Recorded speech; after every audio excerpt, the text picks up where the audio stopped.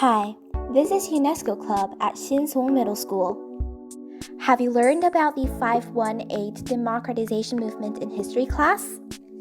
The May 18th democratic movement in 1980 was an incident in which citizens who opposed military dictatorship protested with enthusiasm for democracy.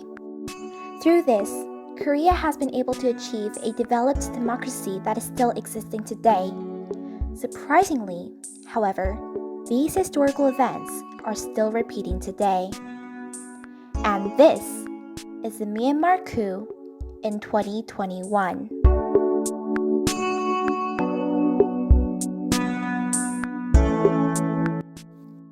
Myanmar continued its military dictatorship until 2015 after a military coup in 1962. But the military support disappeared due to the continued democratization movement in Myanmar. And on November 8, 2015, the free general election was held, and despite the interference of the military, the Democratic National Alliance won with a high approval rating of more than 80%, leading to a democratic regime. When the Democratic National Alliance, led by Aung San Suu Kyi, once again won Myanmar's general election in November 2020, the military raised suspicions of vote manipulation and hinted at the possibility of a coup at a press conference in January 2021.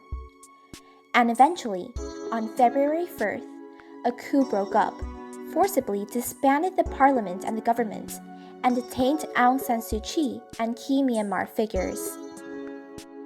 In addition, Myanmar's general commander, Min Aung Hlaing, became a de facto leader and declared a state of national emergency for a year.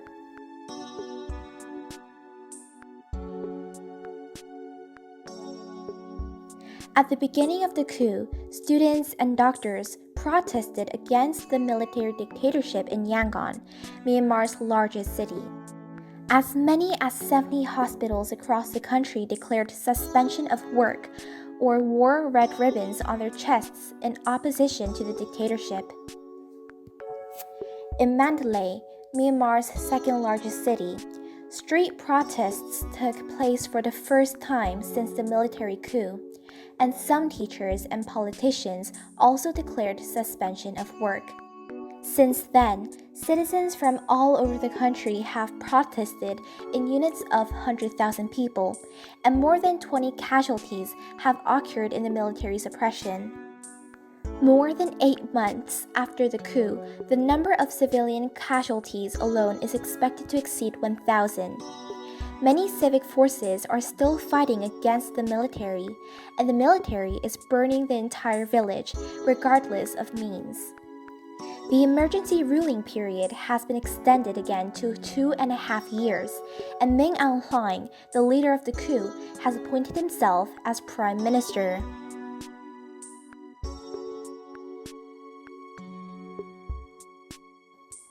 Thailand, Cambodia, Laos, and Brunei withdrew during the UN's vote against the arms exports to Myanmar. In other words, these countries are not actively opposing to the Myanmar military. This is because they are reluctant to impose strong sanctions because of the economic benefits and interests connected to the Myanmar military. In addition, many of them have suffered dictatorship until recently, or are still under the rule of dictators.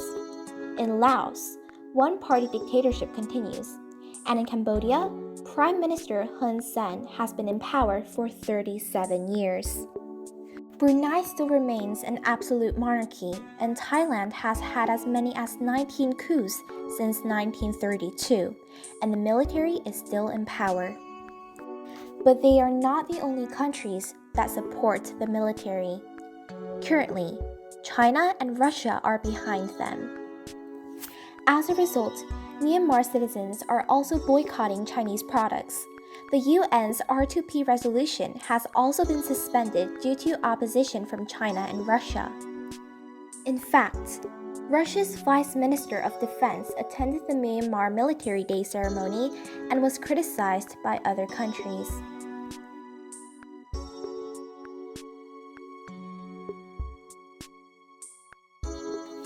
Myanmar has 135 ethnic minorities, so if the democratic forces and the minority groups cooperate together, it seems to be much more likely to drive out the military.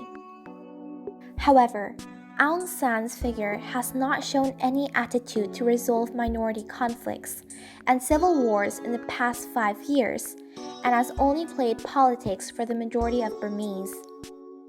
Even when the military oppressed minorities with weapons, Aung San Suu Kyi neglected the problem, so the minorities are unlikely to be very willing to support Aung San Suu Kyi's forces. Therefore, it is most important for Myanmar to gain the trust of minorities who represent and support the civic forces leading the protests. The international community is passive in criticizing China, which supports the Myanmar military. Therefore, the international community needs organized pressure on China. If the international community pressures China to show an active attitude towards solving the problem, it will be of great help in changing the situation. Finally, the Republic of Korea should also show an active attitude by participating in the international public opinion that wants to resolve the Myanmar crisis. This has been UNESCO Club of Shinsong Middle School. Thank you.